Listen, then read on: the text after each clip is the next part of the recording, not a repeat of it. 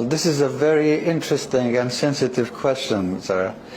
As you know, Kurdistan has been divided throughout history, and history has not been just when it comes to the Kurdish question.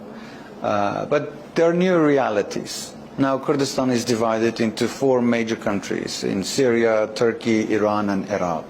And every part of these countries has its own unique characteristics and situation. We respect the uniqueness of each of these areas, but that doesn't mean that Kurds in any of these countries do not deserve to have complete rights. We respect the way that the Kurdish areas in Syria, in Turkey, in Iran or in Iraq are struggling to achieve their goals. We are not going to intervene in the policies of the neighboring countries, but my focus is in Iraq, and we think that in Iraq we have achieved a federal system which we do believe is going to work if it's fully implemented. So it's not really about what form of let's say relationship you develop. It's about what you really intend to do with the relationship.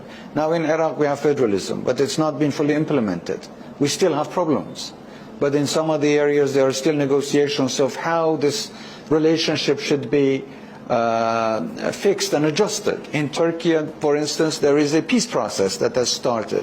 I hope it will lead to a more sustainable solution. لم أحدثك عن إيران لأنه في إيران لا يمكن للأكراد أن يكون لهم أي نوع من الاستقلال لأن الدولة المركزية شديدة.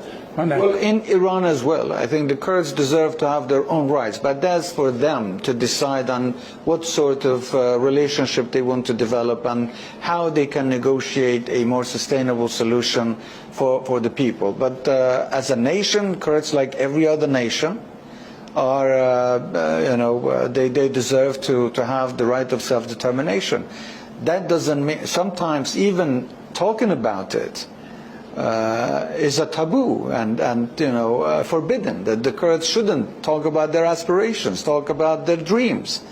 This is Kurds, like every other nation, have equal rights. Kurds have the same rights that Arabs have, Persians have, and the Turks have.